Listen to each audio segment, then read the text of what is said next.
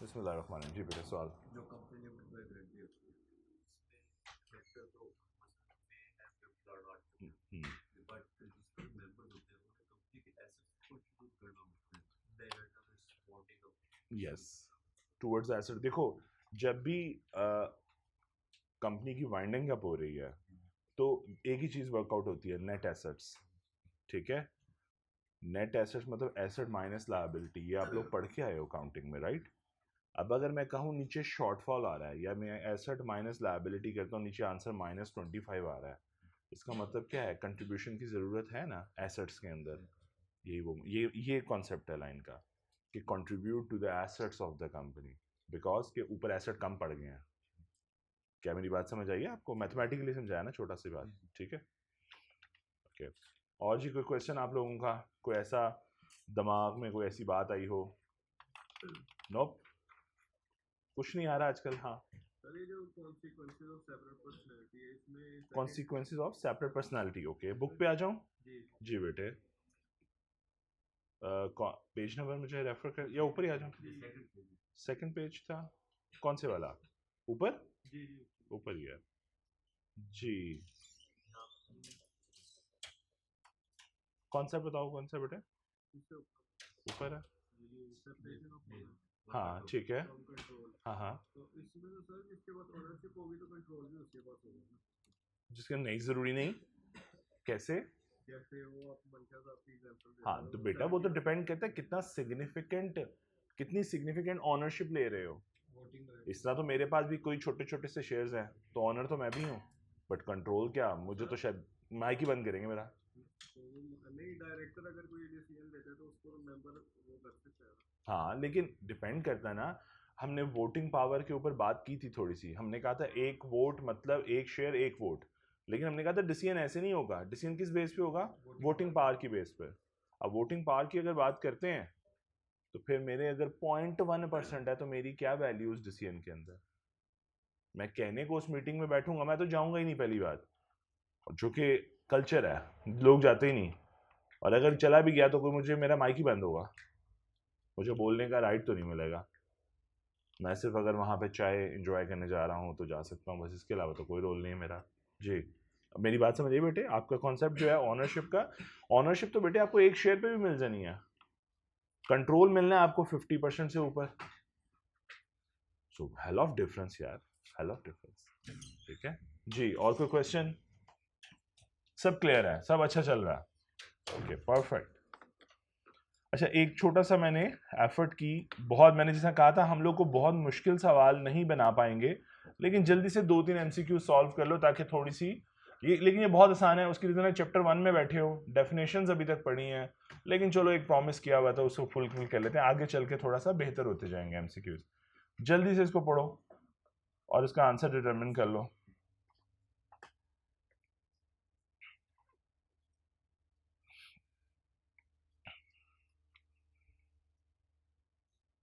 जी clear, decide हो गया कौन सा आंसर है?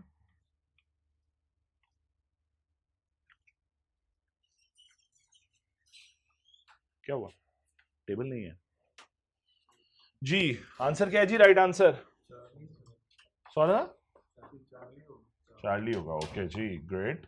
चलो आगे चलते हैं जी। ठीक है, आगे चलिए।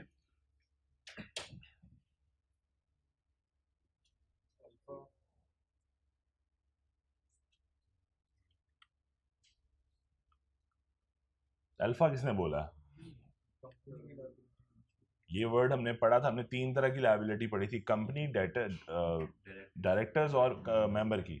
और हमने कहा था कि कंपनी बिल्कुल फुली लायबल है, लिमिटेड तो है ही नहीं उसकी लायबिलिटी। भाई उसके लाइक ए नेचुरल पर्सन, उसके एसेट उसकी लायबिलिटी तो 100% ऑन करती, तो एक कैसे हो सकता है बेटे? कंपनी की लायबिलिटी अपने डेट्स के लिए तो बिल्कुल 100% है। हाँ वो नहीं पे कर पाती तो आप रुखे मुबारक मोड़ लेते हो मेंबर की तरफ। बात समझ आई? चलो आगे चलो। सो जी आंसर राइट क्या होगा? लो जी चार्ली होगा। आगे चलिए, ये वाला आपने अभी नहीं पढ़ा, ये तो बहुत आसान सा है यार, बस ये 2 कर लो फिर क्लोज करके आगे चलते हैं। बस आपको थोड़ा सा एक वो देना था, फिर कल कर लेंगे थोड़े से। जी कौन सा राइट आंसर बनता है? बीटा। ओके चलो आगे।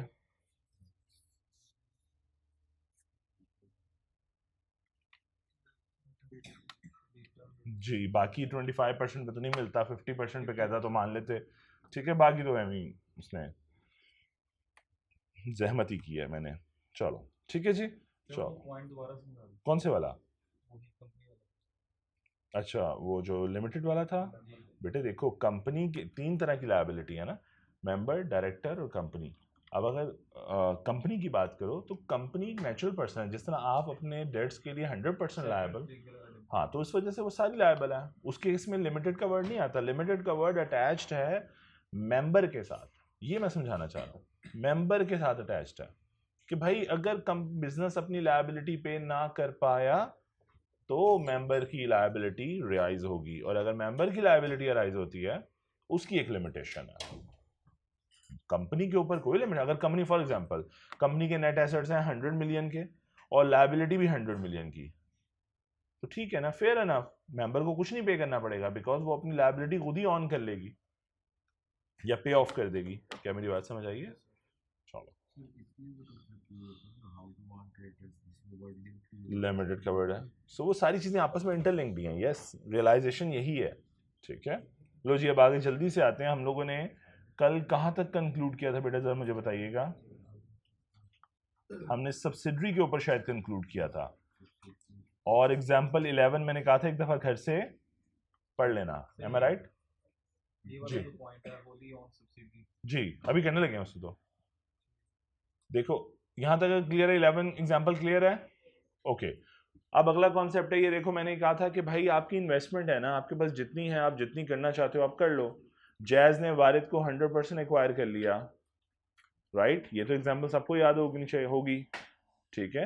मैं इसी तरह से फॉर एग्जांपल मेटा की बात करूं तो उसने व्हाट्सएप वाली ऐप को 100% एक्वायर कर लिया, इलॉन ने ट्विटर को 100% एक्वायर कर लिया। कॉन्सेप्ट ये समझाना चाह रहा हूँ कि आप 100%, ये सब्सिडरी है, होली ओन सब्सिडरी, आप 100% इन्वेस्टमेंट करके पूरा कंट्रोल ही ले लेते हो, बात ही खत्म 50% वाली, ठीक है। 100% अब आप चला रहे हो। अब दो तरीके होते हैं, इन्वेस्टर जब ऐसे पैसा इन्वेस्ट करता है तो दो ही रिजल्ट्स आते हैं, या तो वो उस कंपनी को अपने साथ मिलाकर उसको भी अलाइव रखता है, खुद भी चलता रहता है, या दूसरा सिनेरियो होता है उसको बंद कर देता है, मर्ज करके खत्म कर देता है, उसकी एग्जिस्टेंस खत्म कर देता है। जैसा वारिद का सारा बिजनेस मर्ज किया फिर खत्म। अगर आपके पास किसी कोई वारिद का यूजर हो तो उन्होंने गालबन मेरा ख्याल है कोई 4-5 साल वारिद की सिम चलते रहने दी है on a jazz network, right?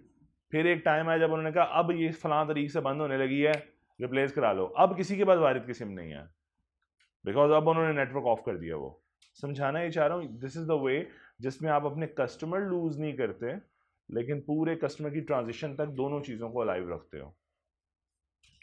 समझ आई कुछ बात? चलो अब अगर ये बात समझ आ गई तो अब जरा पढ़ो होल्डी ऑन सब्सिडरी।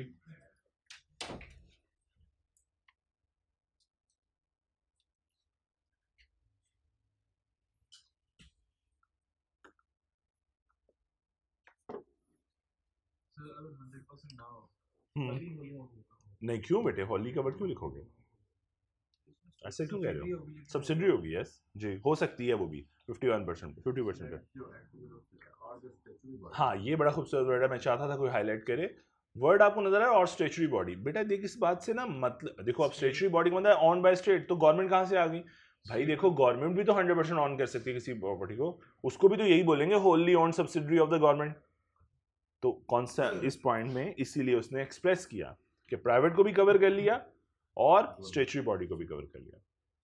जी अगली, अगर क्लियर है एग्जांपल 12 पढ़िए जल्दी से, आसान सी एग्जांपल।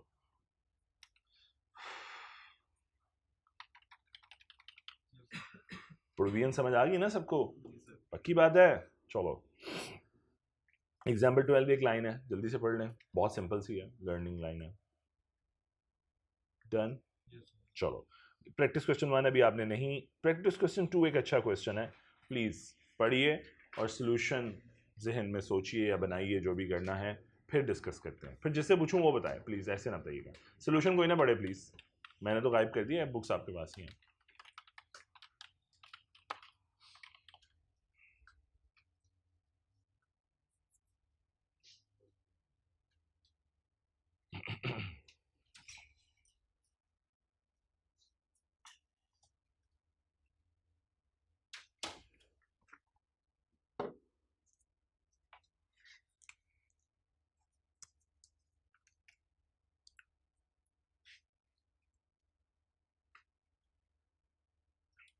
एक दो क्वेश्चन पढ़ ली सबने?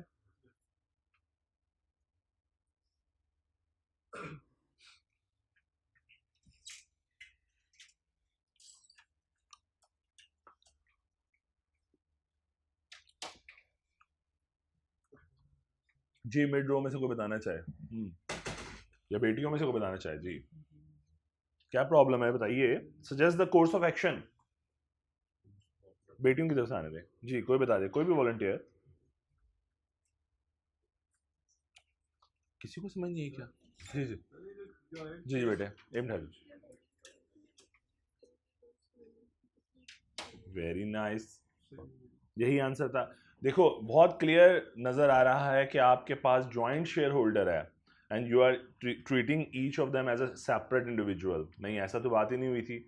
हमने कहा था कि अगर दो जॉइंट इंडिविजुअल्स मिलकर, सॉरी दो इंडिविजुअल मिलकर जॉइंटली अगर कोई शेयर ऑनरशिप करते हैं तो वो एक मेंबर कंसिडर किए जाएंगे। तो यहाँ पे अगर 4 की जगह 1 रिप्लेस कर दूं तो 49 बनते, तो ब्रीच तो हुई नहीं, तो course of action required. Assume करें कि कोर्स ऑफ एक्शन रिक्वायर्ड होता तो क्या करते हैं? अज्यूम करें ये 4 जॉइंटली वाला वर्ड ना होता तो आंसर क्या होता आप लोगों का? No, status convert. पब्लिक क्यों, लिस्टेड क्यों बोल रहे हो बेटे? पब्लिक जो है वो अनलिस्टेड भी है, लिस्टेड के जाने के लिए तो वो तो डिजायर है कि कंपनी जाना चाहती है, फंड रेजिंग करना चाहती है कि नहीं। सो इसलिए यस, अब कंपनी को अपना स्टेटस कन्वर्ट करना पड़ेगा from private to public, that would be the course of action. और अगर वो प्रोविजन आपके सिलेबस में होती कि प्राइवेट को पब्लिक में कन्वर्ट करने के लिए प्रोसीजर क्या है, फिर हम वो पढ़ते हैं। अदरवाइज प्रैक्टिकली वो एग्जिस्ट करता है कि क्या क्या करना पड़ेगा, ठीक है, क्या क्या चेंजेस करनी पड़ेंगी मेमोरेंडम के अंदर, बाकी चीज़ों के अंदर, ठीक है जी। चलो, अब जरा इंपॉर्टेंट बात यह है कि मैंने आप लोगों को थोड़ा सा सोल्यूशन के ऊपर गाइड करना है। देखो बेटे, जो अगर आपको याद हो ओरिएंटेशन क्लास अगर सबने ली हुई है तो जिक्र हुआ था कि कुछ क्वेश्चंस होंगे जो डिस्क्रिप्टिव होंगे, आप स्ट्रेट फॉरवर्ड आंसर कर दोगे। कुछ क्वेश्चंस होंगे जो एप्लीकेशन टेस्टिंग होंगे, राइट? उसमें हम क्या करेंगे, उसको एक्सप्रेस करेंगे अपनी प्रोविजन ऑफ लॉ को। उसका एक 2 स्टेप फॉर्मूला है, 2 स्टेप कह लो, 3 स्टेप कह लो, आपकी मर्जी है, लेकिन एक्चुअली कॉन्सेप्ट ये है कि आपने किसी भी एप्लीकेशन को, एप्लीकेशन टेस्टिंग वाले क्वेश्चन को, जिसमें वो चाह रहा है कि वो आपका नॉलेज बेस भी टेस्ट करे, आपकी एक्सप्रेशंस भी टेस्ट करे, तो वो आपसे चाहता है कि अच्छा लिखने के अंदाज में आपसे वो एक्सप्रेशन में चाहता है सबसे पहले आ जाए प्रोविजन ऑफ लॉ। आप रेफर करो कि किसकी बात कर रहे हो। आपने केस पढ़ लिया, आपको प्रोविजन याद आ गई जॉइंटली वाली, तो एटलीस्ट पहले रेफर करो ना कि प्रोविजन ऑफ लॉ क्या है। और जब एक दफा लॉ की प्रोविजन समझ आ गई तो उसके साथ रिलेट कर दो। एक्सप्लेन बोलता हूं, रिलेट बोलता हूं, आपकी मर्जी है, जो मर्जी बोल दो। स्लाइटली, बहुत लंबी लंबी तमहीद की जरूरत नहीं है। And the last point is, इसके साथ आपका कंक्लूजन चाहिए कि आप कंक्लूड क्या कर रहे हो। अब अगर मैं फॉर एग्जांपल आज राइट वे में अगर एक्सप्रेस कर सकूं, अगर ये क्वेश्चन ये जो सामने है ये 4 मार्क्स का हो अज्यूमिंग, ठीक, या 2 मार्क्स का हो, चलें शॉर्ट कर लेते हैं ताकि इसकी वैल्यू आज के वक्त में इतनी नहीं है। 2 मार्क्स का क्वेश्चन हो तो शायद मैं यूं कहूंगा कि 0.5 मार्क्स इसके हों, मे बी 1 मार्क्स मैं आपको इसका दूंगा और 0.5 मार्क्स मैं आपको इसके दूंगा। अब आप में से जो भी इस स्टेप को, ये स्टेप्स नहीं है, इनफैक्ट ये 3 चीजें हैं जो आपने पूरी करनी है। बुलेट्स में इसलिए लिखनी ताकि आपको याद रहने आसान हो जाए, वरना आपने एक्चुअली उस प्रोविजन ऑफ लॉ को एक्सप्लेन, प्रोविजन लॉ बतानी है, एक्सप्लेन करना है और उसके साथ रिलेट करके कंक्लूजन कर देना है। अब एग्जामिनर का पॉइंट भी कहूँ या कुछ बच्चों का, तो या एग्जामिनर का पॉइंट भी बताऊँ, एग्जामिनर कई दफ़ा प्रोविजन ऑफ लॉ के बाद इन दोनों चीज़ों को आपस में एक ही पॉइंट के तौर पे एक्सप्रेस कर देता है। तो इसलिए 2 पॉइंट्स को, 3 पॉइंट्स को आपकी मर्जी है, एक्चुअली करना ये काम है। और इन तीनों स्टेप्स के नंबर हैं, सेपरेट हैं, एग्जाम मार्क्स स्कीम में सेपरेट नंबर होते हैं। इसलिए अब आपकी मर्जी है, आप इनमें से कोई भी स्टेप मिस करोगे आपके नंबर जाएंगे, बेशक आप पूरा पैरा लिख के आए हो या पूरा पेज लिख के आए हो, क्वांटम मैटर नहीं करेगा। और अगर ये तीनों पॉइंट लिखे हैं तो फिर आपकी गंदी राइटिंग, आपका जो भी स्टाइल है वो मैटर नहीं करेगा। अगर आपके तीनों पॉइंट्स पूरे हैं आपको मार्क्स पूरे मिलेंगे, मैथमेटिकल मार्किंग है। अब जरा एग्जामिनर का एक्सप्रेशन देखो वो क्या कर रहा है। फर्स्ट पैरा देखो, पढ़िए जरा।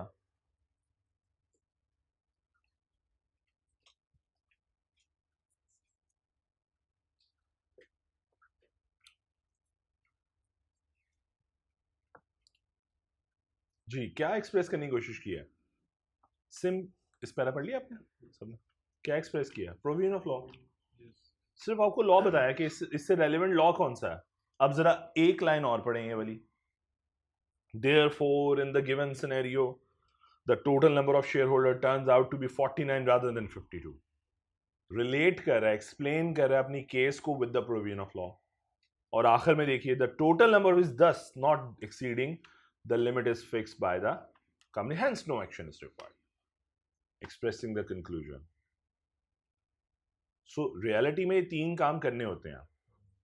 आपकी मर्जी है, जैसे मर्जी करो। अच्छा, कुछ स्टूडेंट्स में ऐसा इसलिए बोल रहा हूँ, आई कैप की ही, अब देखो मुझे इतना टाइम तो हो गया कि मैंने मल्टीपल पास पेपर 7 अटेम्प्ट्स भी, अगर 7 साल भी लगाओ तो 14 अटेम्प्ट्स तो मैंने देखी ना बीइंग अ टीचर। तो अब जरा समझो इस सारे में ना एग्जामिनर का हमेशा एक एक्सप्रेशन ऑफ रहा सोल्यूशन में कि कभी वो प्रोविजन ऑफ लॉ से स्टार्ट करता है और कंक्लूजन तक आता है, और आई कैप के ही ऐसे सजेस्टेड सोल्यूशन है जिसमें वो कंक्लूजन से स्टार्ट करता है और लास्ट में बिल्कुल प्रोविजन ऑफ लॉ एक्सप्रेस कर देता है, या मिड में कहीं पे कर देता है। ये स्टाइल आपके ऊपर है, आपने जैसे मर्जी कर लें। क्योंकि मैं इसलिए नहीं रोकता कि कुछ स्टूडेंट बहुत अच्छा एक्सप्रेशन, उनका राइटिंग एक्सप्रेशन बहुत अच्छा होता है, वो कंक्लूजन से स्टार्ट करते हैं और बड़े खूबसूरत तरीके से ड्रैग करके प्रोविजन तक ले आते हैं।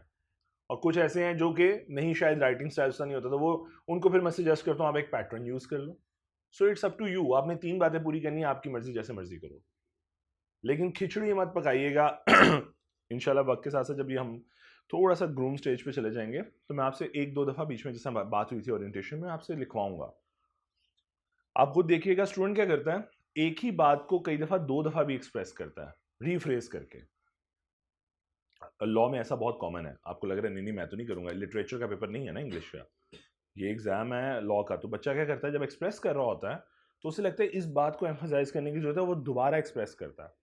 आप देखोगे, पढ़ोगे तो रिपीटेशन नजर आती है, उसके मार्क्स नहीं होते, क्योंकि उसने अगर एक दफ़ा आपको एक्सप्लेनेशन के नंबर दे दिए, अब वो दोबारा नहीं देगा, दोबारा उसके लिए यूजलेस है, वो आपने टाइम ज़ाया किया सर। ठीक है, अक्सर आई कैप के कमेंट्स में लिखा होता है कि स्टूडेंट्स ना वेस्ट करते हैं अपना precious time while sitting the exam, unnecessary information pass on करते हैं, तो वो काट देता है सिंपल, उसके लिए बहुत कन्वीनियंट है, वो नहीं एक्स्ट्रा एक्स्ट्रा लिखने के कोई नंबर नहीं है। सो आपको अपनी राइटिंग स्टाइल को थोड़ा सा इंप्रूव करना पड़ेगा। और चूंकि ये बेसिक इंग्लिश नहीं है, तो मैं शुरू में मजाक में बोला भी था, कुछ बच्चे ऐसा भी लिखेंगे कि he is my best friend full stop, he is very punctual, like उनकी सेंटेंस स्ट्रक्चर ही बिल्ड नहीं होता। सो आपको थोड़ी सी एफर्ट करनी होगी, ठीक है, जिसकी बिल्ड, जिससे प्रॉब्लम आती है, ठीक है। अच्छा, इसका सोल्यूशन क्या है? सोल्यूशन बहुत सिंपल है कि, अच्छा पहली बात, प्लीज़ सोल्यूशंस याद नहीं करने, पेपर में दोबारा सवाल रिपीट नहीं होने इस तरह, अनलेस कोई एक आधा एक्सेप्शनल केस है कि कोई सवाल रिपीट हो जाए। तो आपका सोल्यूशन ये है कि आपने आई कैप के एग्जामिनेशन सोल्यूशंस पढ़ने हैं, एक दफ़ा रीड आउट करने हैं, 2 दफ़ा कर लें, ज़्यादा दिल करे 3 दफ़ा करें, याद नहीं करने, रीड आउट करने हैं। आप जब रीडिंग स्टाइल पढ़ना शुरू करेंगे ना, तो मैं आपको गारंटी करता हूँ 1 महीने बाद, 2 महीने बाद आपका अपना जो राइटिंग स्टाइल है वो उस जैसा हो जाएगा। लॉ का ना हर सब्जेक्ट का एक लहजा होता है, लॉ का एक लहजा है, लिटरेचर से डिफरेंट है, इंग्लिश लिटरेचर से। तो अगर आप ये सोचो कि इंग्लिश में अच्छी लिख लेता हूँ तो कोई बात नहीं, लॉ भी लिख लूँगा, ऐसा नहीं होता। क्योंकि जो फ्रेज़ है ना, वो प्रोविजन है एक्चुअली, और जब आप उसको एक्सप्रेस करते हुए इंग्लिश लिटरेचर स्टाइल में लिखोगे ना, उसकी सेंस डैमेज होगी। पता नहीं मैं अपनी बात समझा पाया हूँ कि नहीं, लेकिन ऐसा होता है।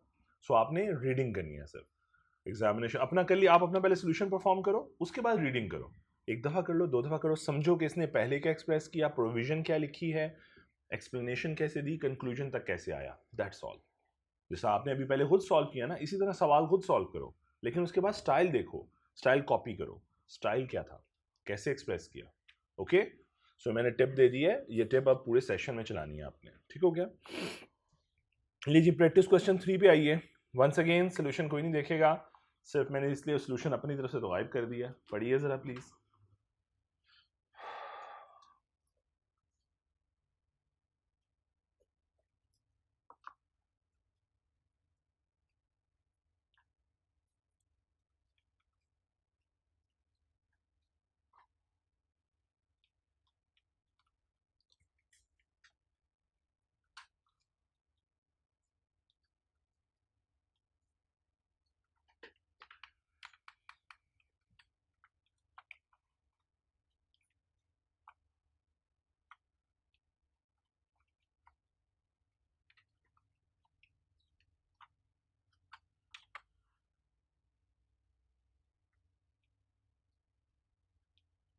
जी एक दफा क्वेश्चन पढ़ लिया सबने। KRL जो है वो होल्ड करती है 60% वोटिंग पावर इन दी या share capital in the NSL, जबकि NSL के पास 14% है TIL के अंदर। लेकिन एक बड़ी खूबसूरत उसने बात बीच में बोल दी कि NSL has also entered into an agreement with other shareholder of TIL to appoint 4 out of. So क्या हो रहा है, ड्राइवर मेजोरिटी ड्राइवर ऑन कर लिए ना, कंपोजिशन ऑफ बोर्ड कंट्रोल कर ली। सो टेक्निकली क्या मैं कह सकता हूँ कि KRL is a parent company of NSL और NSL ने कंट्रोल किया हुआ है TIL को। सो फिर तो ये भी कह सकते हैं ना कि KRL जो है वो TIL को भी कंट्रोल करती है। सो ये अच्छा, अब वंस अगेन ये क्वेश्चन मेरी नज़र में डिस्क्रिप्टिव है, एप्लीकेशन टेस्टिंग नहीं है। सो पढ़िए ज़रा सोल्यूशन, एक दफ़ा गो थ्रू कीजिए, रीडिंग कीजिए सोल्यूशन की।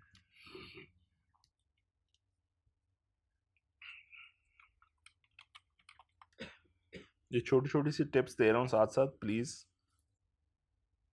इनको जहन में रखिएगा।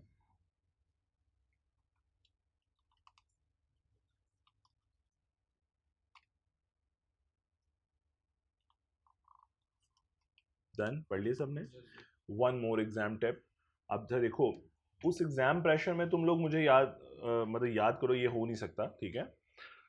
सो बेहतर ये है कि इसका मतलब जो चीज़ हैबिचुअल होगी वो एग्जाम पैटर्न में रिफ्लेक्ट करेगी। बराए मेहरबानी जो एप्लीकेशन क्वेश्चंस हैं, एप्लीकेशन टेस्ट केस सिनेरियोज, आसान लफ्ज़ों में केस सिनेरियोज हैं, वो जब आप सॉल्व करने जाएंगे आप अपनी हैबिट बनाएं कि आप 2 दफ़ा क्वेश्चंस को पढ़ेंगे। ये बात मैंने ओरिएंटेशन में भी बोली थी, लेकिन अब चूंकि हम एप्लीकेशन देख रहे हैं तो अब हमें समझ आएगी बात। पहली दफ़ा क्वेश्चन पूरा पढ़ें, पेन साइड पे रख दें, क्योंकि पेन अगर हाथ में होगा तो आप फ़ौरन से पहले लिखना स्टार्ट कर देंगे, ह्यूमन बिहेवियर है, ठीक है। सो आप पेन साइड पे रखें, आराम से एक दफ़ा क्वेश्चन पढ़ें, उसका आंसर एक दफ़ा में फ्रेज हो जाएगा माइंड में। उसके बाद दोबारा क्वेश्चन पढ़ें। अगर आपको या तो अपने पिछले बनाए हुए आंसर्स जो आपने स्केच बनाया है उसकी कंफर्मेशन हो जाएगी, या आप उसको रिजेक्ट कर देंगे, क्योंकि आई कैप जो है वो डेविएशंस क्रिएट करता है सिंगल पॉइंट के ऊपर, कई दफ़ा कंपनी के स्टेटस के ऊपर। ऐसे क्वेश्चंस मौजूद हैं सिर्फ स्टेटस की वजह से पूरे आंसर गलत हो जाते थे, और वो हंसता होगा देख स्टेटस पे फंस गया। इसलिए मैं अक्सर बोलता हूँ कि कंपनी का स्टेटस अंडरलाइन कर लो जब आपको क्वेश्चन सॉल्व कर रहे हो केस सिनेरियोज, ताकि आपके इलम में रहे कि आप प्राइवेट कंपनी से डील कर रहे हो, पब्लिक से डील कर रहे हो। बिकॉज कई दफ़ा कई सेक्शंस ऐसे हैं जिसमें दोनों में गाइडलाइंस डिफरेंट है। ये बात मैंने पहले दिन भी बोली थी, दोबारा रिपीट कर रहा हूँ क्योंकि अब आप लोग उस फेज़ में आ गए हो। सो प्लीज़ इसको भी पल्ले से बांध लें ये। लेकिन ये देखो, अगर पेपर वाले दिन जाके ये सोचो कि मैं 2 दफ़ा पढ़ूंगा, सर ने कहा था, ऐसा नहीं होगा। सो जब आप टेस्ट सेशन से गुजर रहे हो, आप मंथली टेस्ट जिससे भी गुजर रहे हो, तो टेस्ट में ये प्रैक्टिस कीजिएगा प्लीज़। या घर पे सोल्यूशन सॉल्व कर रहे हो, लिख के करना चाह रहे हो, अच्छे बच्चे हो, लिख के करना चाह रहे हो, वरना तो आप में से कुछ ऐसी भी मखलूक है जो अकाउंटिंग भी रीडिंग के साथ करती है, ठीक है कोई ऐसा आप लोग में से, है ना? कुछ ऐसे शहजादे हैं जो अकाउंटिंग जो है वो रीडिंग के साथ करते हैं। मेरे साथ कुछ कोलीग्स थे जिन्होंने पास ही ऐसे किया, रीडिंग कर करके अकाउंटिंग को ना, मतलब अच्छा ऐसे ये एंट्री ऐसे होती है, और पेपर में पेन एक ही दफ़ा पकड़ते हैं पेपर में जाके, लेकिन still somehow manage to pass. लेकिन लोग ऐसे मौजूद हैं, तो इसलिए बेहतर है जो राइटिंग से कर रहा हो वो वहाँ प्रैक्टिस करे एक दफ़ा। Okay, moving forward, question number 4, एक और डिस्क्रिप्टिव क्वेश्चन, बहुत सिंपल सा, पढ़िए, बहुत सिंपल सा।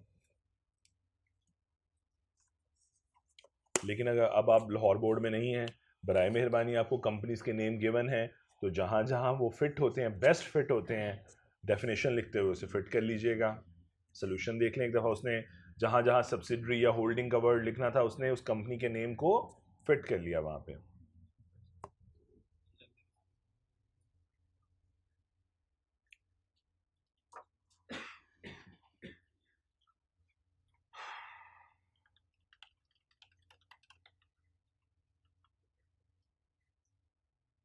सबने पढ़ लिया? डेफिनेशन है सिंपल, राइट? सब्सिडरी की डेफिनेशन पूछी है, लेकिन उसने तरीकाकार थोड़ा सा चेंज किया। Okay, moving forward, practice question 5 देखिए, डिस्क्रिप्टिव क्वेश्चन। ऐसे मार्क्स वो होंगे जब उसने आपको पेपर को बैलेंस करना होता है ना, जब कि उसे लगे कि यार एक क्वेश्चन बहुत कॉम्प्लेक्स पूछ लिया, टाइम वेस्टर है, 5 नंबर का क्वेश्चन है, यूजुअली 1.8 मिनट्स में हो जाना चाहिए, नहीं होगा क्योंकि मैंने कॉम्प्लेक्स स्ट्रक्चर बनाया है, तो वो आपको ईज देने के लिए कहीं ना कहीं प्लेस करेगा इजी क्वेश्चंस, डिस्क्रिप्टिव क्वेश्चन, वो मुफ्त के नंबर होंगे। अच्छा, एक बात छोटी सी समझ लीजिएगा और पेपर पॉइंट ऑफ व्यू से बोल रहा हूँ, जब आप फॉर एग्जांपल, ये वैसे इतनी कैलकुलेशन की जरूरत नहीं पड़ती लॉ के पेपर में, लेकिन अगर 4 मार्क्स का पेपर है, 4 मार्क्स का क्वेश्चन है, तो मल्टीप्लाई 1.8 वाला रूल पता है ना आप लोगों को, 1.8 मिनट्स वाला? हाँ, तो कितने मिनट्स बने अंदाजन है? 8 मिनट्स अप्रोक्सीमेटली। तो वो कई दफा ऐसे भी सवाल देगा जो बहुत मुफ्त के नंबर होंगे, 2 नंबर हैं, 3 नंबर हैं सपोज, और आपने सिर्फ डेफिनेशन लिखनी है, सिर्फ मेमोराइज किया हुआ रिफ्लेक्ट करना है, तो उसमें आपको इतना टाइम नहीं लगेगा जितना एलोकेटेड होगा। तो एक्चुअली वो टाइम सेवर्स होते हैं, और कुछ ऐसे क्वेश्चंस होंगे कॉम्प्लेक्स केस सिनेरियोज जो टाइम वेस्टर होंगे, तो मैनेज करने के लिए वो ऐसे क्वेश्चंस देगा। तो आएंगे, पढ़ लीजिए एक दफा। सिंपली प्राइवेट कंपनी की डेफिनेशन पूछी हुई है। चलो आगे, सोल्यूशन तो ना पढ़े, सोल्यूशन में तो प्राइवेट कंपनी पढ़ा हुआ आपने, क्लियर? चलो आगे, लो जी। उसके बाद हम अगले अथॉरिटीज पे आ गए हैं।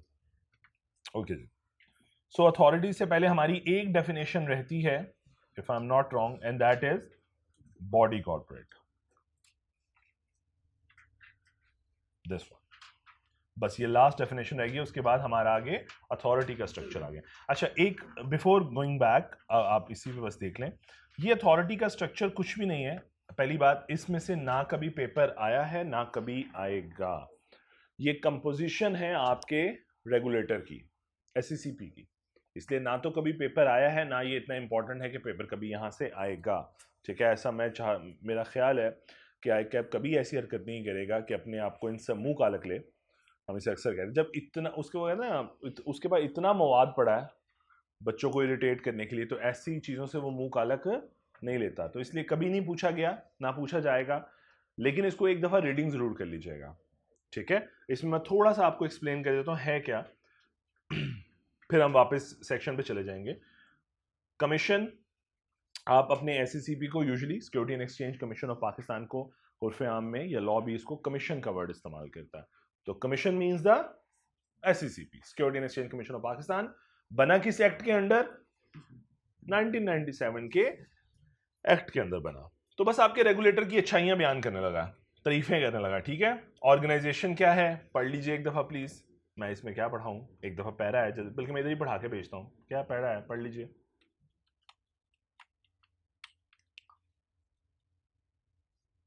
एससीसीपी ऑपरेशनलाइज किया गया 1999 में। इससे पहले कॉर्पोरेट लॉ अथॉरिटी चलती थी, फिर वो खत्म हो गई ऑब्वियसली, एक और बॉडी का नाम असाइन करके उसको पावर्स दे दी गई।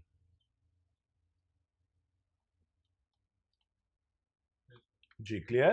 फिर इसके ऑफिसेस कहाँ हैं? बड़ा आसान है, इस्लामाबाद में इनका हेड ऑफिस है, बाकी रीजनल ऑफिसेस हैं, तो उन्हीं के बारे में बात बताएगा आपको। पढ़िए जरा प्लीज।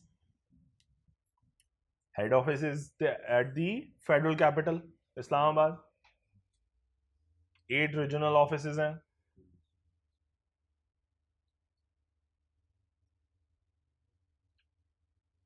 उसमें लाहौर भी आता है, लाहौर में भी है, लाहौर, कराची, वहां पे रीजनल ऑफिस नहीं है, सिटी ऑफिस है, रीजनल ऑफिस इधर ही है।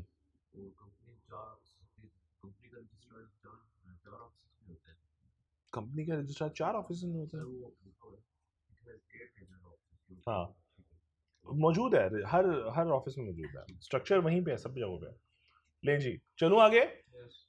पावर्स एंड फंक्शन, जरा पढ़िए प्लीज, जरा देखें समझ आती है। फर्स्ट 2 लाइंस, फर्स्ट 2 पैरास पढ़ें जल्दी से, फिर मैं बताता हूँ अगली बात।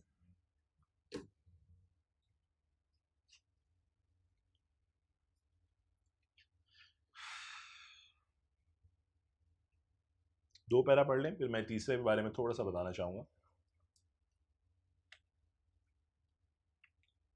सो अब एससीसीपी के पास 2 पावर्स है ना, अपने एक्ट के अंडर और कंपनीज एक्ट के अंडर, तो यही बात उसने यहां एक्सप्रेस की है।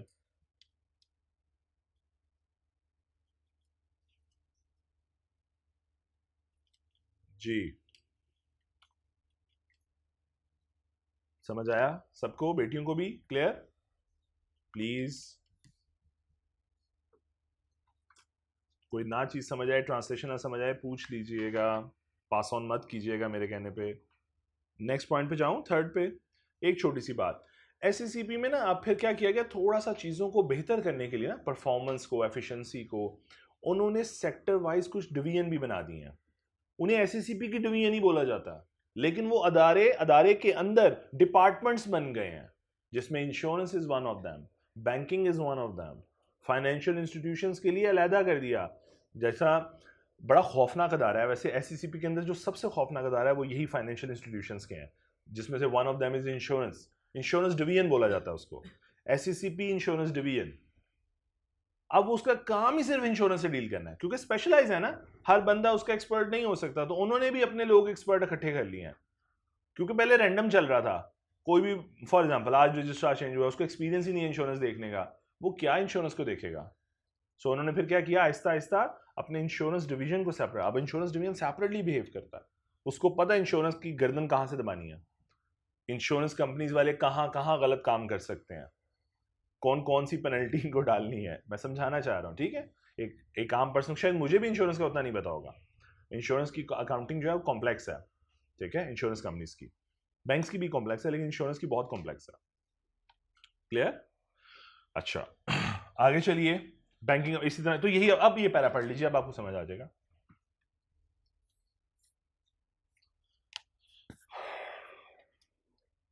और लास्ट लाइन भी पढ़ ले, आसान सी है।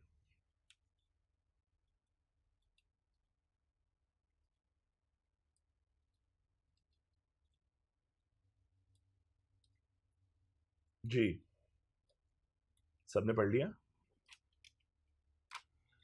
आगे चलूं? ले जी, नेक्स्ट पॉइंट आपका पर्सन आ गया, रजिस्ट्रार, अथॉरिटी आ गई एक। ये वो बंदा है जी जो हमारे साथ एंगेज रहेगा कंपनी बनाने से लेकर, चलाने से लेकर, खत्म कराने तक। ये वही बंदा है जिसको सारे डॉक्यूमेंट जमा कराने हैं, ये वही बंदा है जो ऑब्जेक्शंस लगा रहा होगा। कमीशन से आप डील नहीं करते, डायरेक्ट कमिश्नर से आप डील नहीं करते। Registrar is the person, the one who you are going to communicate. Commissioner से बहुत रेयर सिनेरियोज हैं जहां पे लॉ ने कहा इससे अप्रूवल लो कमीशन से, otherwise registrar is the ultimate authority. जो कंपनी बनाने जा रहे होंगे तब भी इसी के पास जाएंगे, ऑब्जेक्शन भी यही लगा रहा होगा, और रिजॉल्व भी इसी से कराएंगे। बात समझ आ रही है? और कंपनी बंद करानी हो तब भी इसी के पास जा रहे होंगे। Got my point? तो अब जरा पढ़िए, अब उसने इसमें हिरार्की बता दी है सर। रजिस्ट्रार को एक्सप्लेन क्या करेगा, हिरार्की बता दी है, प्लीज पढ़िए। Registrar means the registrar, an additional registrar, additional joint registrar, deputy registrar, assistant registrar। Hierarchy, law ने डेफिनेशन में हिरार्की एक्सप्रेस कर दिया। और सच अदर ऑफिसर एज में B designated by the commission, या वो ऑफिसर जिसे कमीशन ने बोल दिया कल से इसे रजिस्ट्रार बोलना, तो वो रजिस्ट्रार बोलेंगे उसको, ठीक है। Performing duties and function under companies act. Got my point? Clear है जी? ये डेफिनेशन हिरार्की एक्सप्लेन कर दिया। चलो आगे चलो, powers and duties of registrar. मैंने कहा ये वो बंदा है जो बेचारा डिपार्टमेंट डॉक्यूमेंट्स कलेक्ट करता रहेगा। हम कोई भी काम करेंगे इसको डॉक्यूमेंट की कॉपी भेज देंगे, ठीक है। कंपनी बनानी है, एमओए एओए इसको भेजेंगे। कंपनी चल रही है, मॉर्गेज कराना है, इसको डॉक्यूमेंट भेजेंगे। कोई भी काम जिसमें एससीसीपी इन्वॉल्व है, इसको डॉक्यूमेंट की कॉपी जाएगी। प्लीज पढ़िए जरा, the powers and duties of registrar start from the registration to receiving various documents which the company are required to submit to the authorities under Companies Act. So आपका focal person उस SCCP के दायरे की तरफ से ये होगा। अब अगला पैरा आप खुद पढ़ लें जल्दी से प्लीज।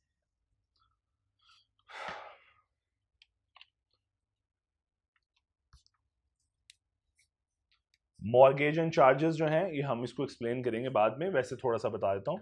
आप जब अपनी प्रॉपर्टीज रखवा के, लोन रखवा के, गिरवी रखवा के वो लेते हैं, उसे मॉर्गेज बोलते हैं, गिरवी रखवाने को बोलते हैं। अच्छा, 2-3 कॉन्सेप्ट्स होते हैं लॉ के अंदर, मैं अभी एक्सप्लेन नहीं करूंगा लेकिन सिर्फ बता देता हूँ।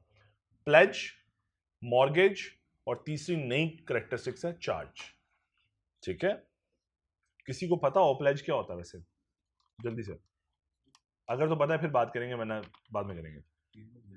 तो फिर बाद में बात करेंगे, अभी जरूरत नहीं है इसकी। लेकिन मॉर्गेज का डॉक्यूमेंटेशन होती है ना, गिरवी रखवा रहे हो ना, तो देखो एक होता है कि हम पर्सनल कैपेसिटी में कोई प्रॉपर्टी गिरवी रखवा रहे हैं, ठीक है, तो समझ आती है कि इंडिविजुअल है वो गिरवी रखवा रहे तो कागजात बन रहे, लेकिन यहाँ पे तो कंपनी है, कंपनी अपनी ओन्ड प्रॉपर्टी को सरेंडर कर रही है।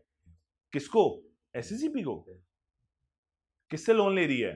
प्लीज थोड़ा कंट्रीब्यूट करो, बैंक से। तो एक्चुअली में ये दो लोगों का रिलेशन है, कंपनी का और बैंक का। बैंक लेंडर है और कंपनी बोरोअर है। कंपनी की प्रॉपर्टी है, कंपनी के नाम पे रजिस्टर्ड है, लेकिन चूंकि कंपनी को गवर्न करता है एससीसीपी, तो एससीसीपी कहता है फिर भाई साहब अपना एक मॉर्गेज रजिस्टर बनाएं और उस प्रॉपर्टी को आके मेरे साथ वो मॉर्गेज को रजिस्टर करवाएं मेरे साथ। और लेंडर को भी कहता है कि भाई इसे लोन ना नहीं जब तक मॉर्गेज पेपर तुझे जमा नहीं कराता, ताकि मैं मॉर्गेज से होता क्या है, मॉर्गेज से ये होगा कि फॉर एग्जांपल मैं कहूं मेरा से फॉर एग्जांपल एक प्लॉट नंबर है 1 जो कि मैंने सरेंडर किया हुआ है अगेंस्ट द फाइनेंस लिमिट, जो मैंने फाइनेंस लिया हुआ है से एचबीएल से 100 मिलियन का सपोज। तो मैंने उसको प्रॉपर्टी सरेंडर की, ठीक है। अब होता ये था कि अब दो चीजें हैं यहां पे, मेरा ख्याल है एक्सप्लेन कर देते।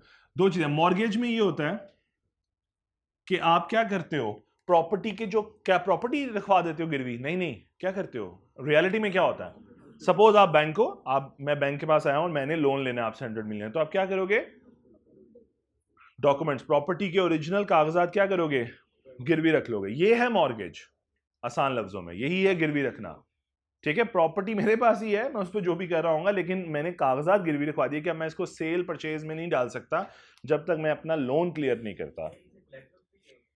कोलेट्रल क्या होता है वैसे, सिक्योरिटी के तौर पे जमा, तो ये सिक्योरिटी है ना, एक्चुअली कागजात जमा करा रहा हूँ लोन लेने के लिए, मैं वही बताने लगा हूँ। सो देखो मैंने मॉर्गेज जमा करा दिया, पेपर जमा करा दिया और मैंने लोन ले लिया, इसे बोलते हैं मॉर्गेज। प्लेज क्या होता है, प्लेज में मैं कागजात कोई नहीं, मैं करंट एसेट्स कई दफा गिरवी रखवा देता हूं। हमारा एक क्लाइंट था, मैं नाम ले, स्पिनिंग मिल थी, बस इतना बता देता हूं। उसके 5-7 गोडाउन है, 5 गोडाउन जो जिसमें रॉ मटेरियल पड़ा है, जिसमें कॉटन पड़ी है, पॉलिस्टर पड़ी है तैयार, ठीक है, प्रोडक्शन होने के बाद जो कि बिक सकती है, वो 5 गोडाउन गिरवी हैं, उसे प्लेज बोलते हैं। जब आप स्टॉक गिरवी रखवा देते हो, वो चीज ही गिरवी रखवा देते हो जिस पे लोन लेना है, और लोन ले लिया 100 मिलियन का, तो बैंक क्या करता है, अपना एक एक नमूना उस पर्टिकुलर स्टॉक गोडाउन के सामने ताला लगा के बिठवा देता है और एक पेपर लगा देता है वहां पे कि ये गोडाउन गिरवी है लोन के अगेंस्ट। अब इसमें बिजनेस कैसे करना है, तो बड़ा आसान होता है, उधर किस्त पे करो और इधर से माल निकलवा लो। या दूसरा बहुत आसान तरीका कि पीछे से माल बन के आ रहा है, उनको कहते थे कुछ देर के लिए ना होल्ड करना होता था स्टॉक में ना, क्योंकि उसकी जो भी उनकी एक नेचुरल प्रोसेस है, तो वो क्या करते थे, नया माल अंदर रखवा देते थे, पुराना माल निकाल लेते, तो इजाजत है। अगर आपने उतनी ही वैल्यू का माल अंदर रख के दूसरी चीजें निकालनी जो तैयार हो चुकी हैं, जिसको थोड़ा टाइम हो चुका है, तो मैं फॉर एग्जाम्पल 100 बेल्स रखवाई, 100 बेल्स निकालनी, तो ये काम भी इजाजत होती थी, तो प्रोसेस चलता रहता था, लोन ले लिया हुआ है। तो ये होता है प्लेज। एक तीसरी टाइप है, अब ये बताना इसलिए पड़ा, तीसरी टाइप है इंपॉर्टेंट, दैट इज चार्ज, जो कि आज के जमाने की चीज है। ना कागजात रखवाने की जरूरत है लोन लेके हुए, ना कोई स्टॉक रखवाने की जरूरत है, सिर्फ कागजी कार्रवाई और आपको लोन मिल जाएगा, दैट इज चार्ज। और वो चार्ज जाके आपको एससीसीपी के साथ रजिस्टर करवाना होता है। कुछ समझ आई? अब कंपनी को अपनी प्रॉपर्टी गिरवी रखवाने की जरूरत है, वो सिर्फ अपना चार्ज रजिस्टर कराए विद एससीसीपी और लोन एक्वायर कर ले। क्या बात समझ आई? तो SCCP is just recording the, ऐसा नहीं है कि गारंटर बन गया है, प्लीज ऐसा ना समझिएगा एससीसीपी गारंटर है। SCCP just recording the books of the company, कि भाई अब एससीसीपी के रिकॉर्ड में आ गया कि भाई ये वाली जो प्रॉपर्टी है ना, ये प्रॉपर्टी अभी तक गिरवी है विद एचबीएल। अब कोई और बैंक आएगा लोन देने, सपोज उन्होंने घेरा डाला कंपनी ने मिजान बैंक को, तो मिजान बैंक साहब आए, इन्होंने फिर वही प्लॉट चिपका दिया, प्लॉट नंबर 1, ठीक है।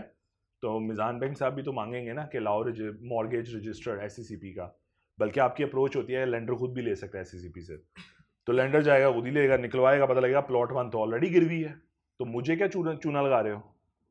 सो इस वजह से एससीसीपी रिकॉर्ड डॉक्यूमेंटेशन कर रहा है। बात समझ आई? और इसी तरह जब रिलीज होगा तो क्या होगा, जब पेमेंट कर दी तो बैंक इशू करता है एक एनओसी, नो ऑब्जेक्शन सर्टिफिकेट। आप वो सर्टिफिकेट पकड़ते हो, जाके रजिस्ट्रार के मुंह पे मारते हो, रजिस्ट्रार उसी रजिस्टर में से ये प्लॉट नंबर निकाल देगा। आसान लफ्जों में, अभी वो वर्ड नहीं यूज करा सर्टिफिकेशन ऑफ चार्ज और ब्ला ब्ला ब्ला, तो वो निकाल देगा उसमें से। क्लियर? चलो आगे चलो, आप पढ़ लो।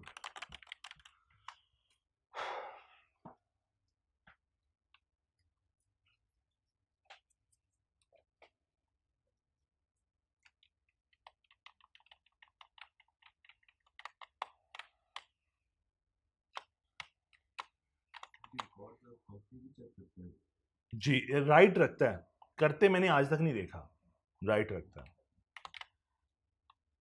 करते मैंने आज तक नहीं देखा। बिल्कुल हैं, आप चेक करो, आप चेक करो, आखिर में स्टैंप लगी हुई है और रजिस्ट्रार के साइन होंगे, आपके पास है ना क्या नाम है, इनकॉर्पोरेशन सेट लेटर।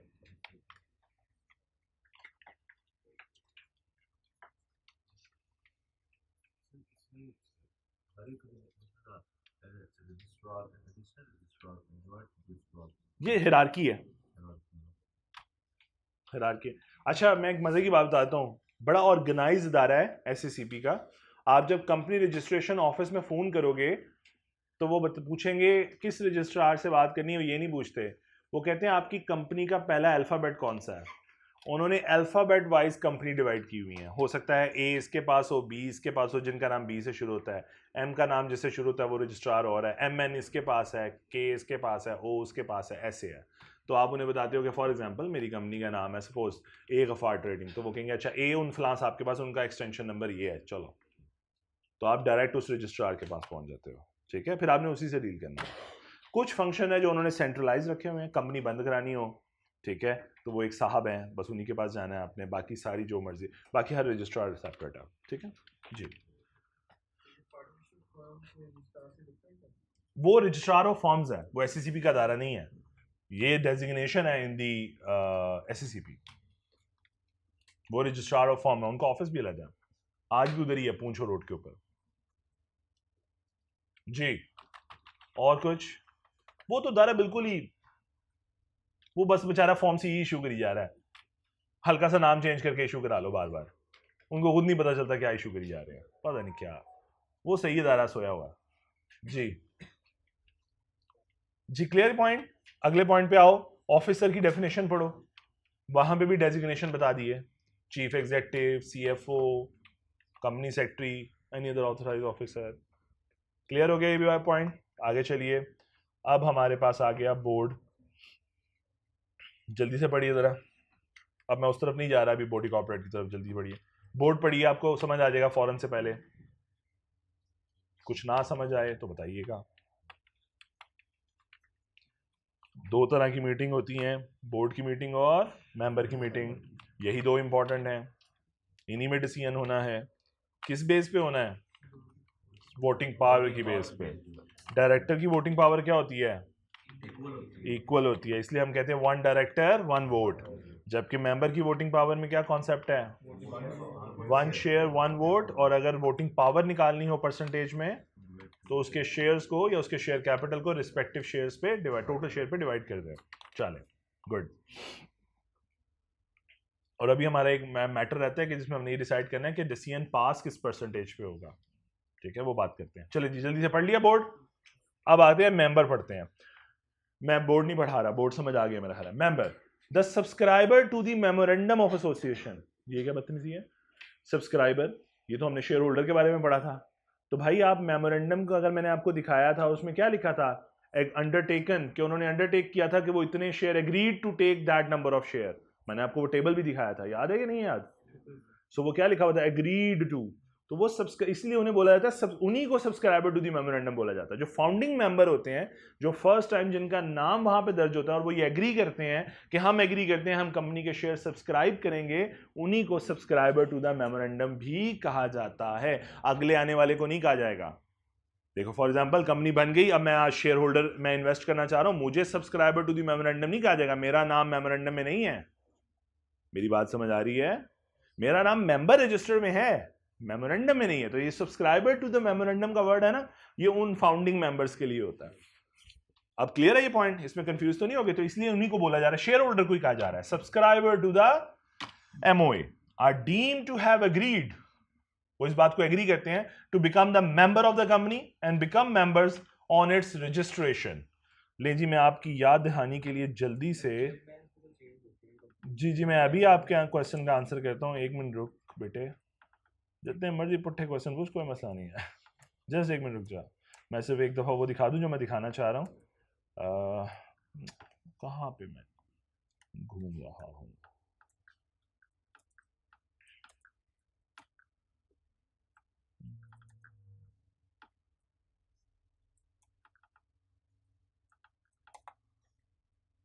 ये देखिए, ये वर्ड लिखा हुआ था, number of share taken by each subscriber. और 1 मिनट, ये देखें, ये भी एक लाइन लिखी हुई थी, we respectively agree to take the number of share in the company as oppose to the table, ठीक है। और ये टेबल में उन्होंने अपने नंबर ऑफ शेयर्स लिख दिए थे, ठीक हो गया। तो यही बात वो यहां पे कह रहा है, एग्रीड टू, ठीक है जी, becomes agree to become the member of the company and becomes member. और मेंबर कब बनेंगे, क्या इस मेमोरेंडम के ऊपर? नहीं, जब कंपनी बन जाएगी they will be called members of the company and every other person. लो जी, अब मेंबर की डेफिनेशन को एक्सटेंड करने लगा है। ये तो उसने ऊपर वो बता दिया जिसके पास शेयर हो और जो एग्री कर जाए कि मैं शेयर सब्सक्राइब करूंगा, उसके अलावा भी लोग हैं जो मेंबर कहलाएंगे। Number 1, to whom is allotted, to whom the shares is allotted, or who become the holder of any class or kind of share, वो भी मेंबर है। जिसको शेयर अलॉट हो गए या उसके नाम वो होल्डर बन गया। कैसे बन सकता है? बड़ा सिंपल है, गिफ्ट से, यस, इनहेरिटेंस से, गिफ्ट से, yes, got it, got the point. अगली पॉइंट, अच्छा, लॉ लिखने का अंदाज बहुत खूबसूरत होता है। एक छोटी सी बात समझ लें, बेशक अभी हमें वो फायदा नहीं देगी उतना, लेकिन फिर भी लॉ हमेशा आप देखोगे तो इस तरह आखिर में और किसी भी क्लॉज के आखिर में और या एंड का वर्ड इस्तेमाल करेगा। इसकी बहुत सिग्निफिकेंस है। और का मतलब है दोनों में से एक भी शर्त पूरी हुई, दोनों क्लॉजेस में से ए या बी में से कोई एक भी सेटिस्फाई हुई, that person will be called member of the company. लेकिन अगर एंड होता तो फिर दोनों फुलफिल होंगी तो मेंबर बनेगा। ये लॉ में इन एक वर्ड की बहुत सिग्निफिकेंस है, पूरा मतलब चेंज हो जाता है समटाइम्स, ठीक है। सो यहां वर्ड है और। दूसरी कंडीशन क्या हो सकती है? In relation to the company not having a share capital, any person who has agreed to become a member of the, जिसने गारंटी दी हो लेकिन शेयर कैपिटल नहीं होगा, जैसे अखुवत फाउंडेशन है, जैसा ईदी फाउंडेशन है। बात समझ आ रही है? आगे चलिए। And whose names are entered in the register of the member are the members of the company. और जिसका नाम मेंबर के रजिस्टर में आ गया, वो किसी भी तरीके से आ गया, वो सेल से आया, वो इनहेरिटेंस से आया, वो ट्रांसफर से आया, whatever, he will be the member. The term shareholder and the member is used interchangeably, but from the above definition it is clear that the member is a bird. पढ़ा हुआ था पहले ही, मैंने सिर्फ रिपीट करवाया है। प्लीज 13-14 एग्जाम्पल पढ़िए please जी।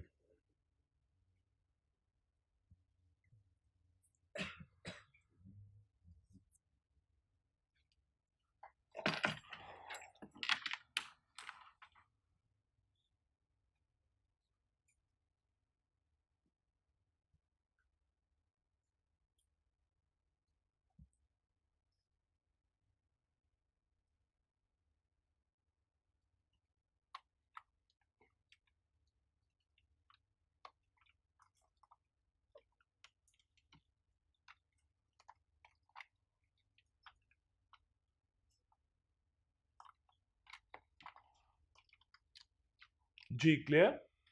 ले जी आगे। अब वो कॉन्सेप्ट आ गया जहां पे हम ये सोचेंगे कि अच्छा टाइप्स ऑफ रेजोल्यूशंस क्या हैं। अब हम उस कॉन्सेप्ट की तरफ आ गए हैं, ठीक है। और अब उसके लिए अब हमें वापस आना पड़ेगा अपने फ्लो चार्ट के ऊपर। सो ये वोटिंग राइट तो मैंने आपको समझाए थे, राइट। और मैंने कहा था कि वोटिंग राइट जब ये वर्ड लिखा जाता है तो डायरेक्टर की मीटिंग का सिग्निफिकेंस थोड़ा कम है। क्यों? क्योंकि डायरेक्टर किसी तरह भी आ जाए उसकी पावर क्या है? इक्वल। सो इसलिए डायरेक्टर के बारे में इतना कॉन्शियस नहीं है, हम ज्यादा कॉन्शियस है मेंबर की मीटिंग के बारे में। तो वोटिंग राइट क्या था कि right to vote on any matter in the meeting of the. अच्छा, अब एक छोटी सी चीज और ऐड करूं तो होल्ड कर लीजिएगा उसको। वो ये है कि हम डायरेक्टर की मीटिंग को तो बोलते हैं बीओडी मीटिंग, लेकिन लॉ जो मेंबर की मीटिंग के लिए बोलता है ना, वो पहले शेयर होल्डर में हम बोलते थे शेयर होल्डर मीटिंग, नहीं, अब हम बोलते हैं मेंबर्स मीटिंग। लॉ उसके लिए कंपनीज मीटिंग का वर्ड भी इस्तेमाल करता है, मीटिंग ऑफ द कंपनी। जब भी वो ये कहता है ना कंपनी की मीटिंग, तो मतलब मेंबर की मीटिंग। ये वर्ड आप मल्टीपल जगहों पे देखोगे। इन द कंपनीज मीटिंग मतलब मेंबर्स की मीटिंग। बोर्ड के लिए वो बोर्ड का वर्ड इस्तेमाल करता है। क्लियर? हेलो, जाग रहे हो? चलो लो जी। अब बिफोर के मैं वोटिंग राइट के लिए उतना टाइम नहीं है कि मैं उसको एक्सप्रेस कर पाऊंगा चीज़ों को। मैं बस आपको एक छोटी सी और कहानी बता के फिर चले जाऊंगा, ख़त्म करता हूँ। और वो ये छोटी सी कहानी बस ये है कि देखो, मेंबर्स की मीटिंग या डायरेक्टर्स की मीटिंग जब होती थी तो यूजुअली तब ना इन पर्सन मीटिंग थी। कोविड से पहले ना राइट्स मौजूद थे कि भाई आप ऑनलाइन मीटिंग भी कर सकते हो, बट इतना शायद क्लिक नहीं था ये पॉइंट ना। लेकिन कोविड के बाद तो ऐसे क्लिक हुआ कि अब सब लोग ही शायद उस मॉडल पे शिफ्ट हो गए। तो मीटिंग के जो अंदाज है ना वो कई हो सकते हैं, ठीक है। अब मीटिंग इन पर्सन हो सकती है कि लोग आए वहाँ पे, वो होती है। साथ में जूम भी लगा लेते हैं कि जो लोग ऑनलाइन तशरीफ़ लाना चाहें वो ऑनलाइन तशरीफ़ ले आएँ। देखो, मेंबर की मीटिंग हो रही है, ज़रा समझना, मेंबर की मीटिंग हो रही है तो किसने आना है? मेंबर ने, राइट। तो आपका शेयर होल्डर ज़रूरी है कि पाकिस्तान में ही बैठा हो? सिग्निफिकेंट शेयर होल्डर ज़रूरी है कि पाकिस्तान में ही बैठा हो? जरूरी तो नहीं है। ओवरसीज आपके पाकिस्तानी इन्वेस्ट करते हैं ना शेयर मार्केट में, तो शेयर होल्डर तो वो भी होते हैं। बाउंड्रीज तो कोई नहीं है, बाउंड्रीज तो कोई नहीं है कि आप इन्वेस्ट नहीं कर सकते। कर सकते हो भाई, क्यों नहीं कर सकते? ओवरसीज इन्वेस्ट कर सकता है, करता है इन्वेस्ट। बल्कि आधी से ज्यादा रियल एस्टेट इन्वेस्टमेंट और शेयर में इन्वेस्टमेंट आपके ओवरसीज ही तो करता है। लोकल कहाँ इतने पंगे लेता है? लोकल कहता है रोटी पूरी हो जाए बहुत है। हालात ऐसे है ना, वो बाहर वाला सेविंग करके इधर एक्सचेंज डिफरेंस कमा रहा होता है। समझाना ये चाह रहा हूँ कि अगर वो भी शेयर होल्डर है तो आना तो उसने भी है, वो पाकिस्तान तो आने से रहा। और अगर वो मीटिंग में आना चाहता है तो फिर उसके लिए वीडियो लिंक की फैसिलिटी मौजूद है, ठीक है। अच्छा, अब ये दो फैसिलिटीज हो गई। लेकिन अब जो हम बात करते हैं कि वोटिंग, किसी डिसीजन के ऊपर वोट कास्ट करना, तो मेंबर ने वोट कास्ट करना है। अगर मीटिंग में आए हुए हैं सारे मेंबर तो वोट कास्ट कर दें अपना अपना। अगर मीटिंग में नहीं है, ऑनलाइन है, तो उनको एक सिक्योर्ड पोर्टल दे दिया जाता है कि इसके थ्रू लॉग इन करें और वोट कास्ट कर दें। मीटिंग में बैठे रहें, जब वोटिंग का टाइम आए तो जो भी को वोट कास्ट करना है वो कास्ट कर दें। या एक दूसरा पैटर्न यूज होता है, वो बताता हूं थोड़ा सा। तीसरी चीज वो कहलाती है ई वोटिंग। इवन के आईकैप के जो रिसेंट इलेक्शन हुए हैं वो भी ई वोटिंग से हुए हैं। इन पर्सन भी जाके आप वोट डाल सकते थे और आप इलेक्ट्रॉनिकली अपने लॉग इन पासवर्ड का यूज करके जो आईकैप ने दिया हुआ था मेंबर्स को, आप उधर से एंटर हो सकते हैं।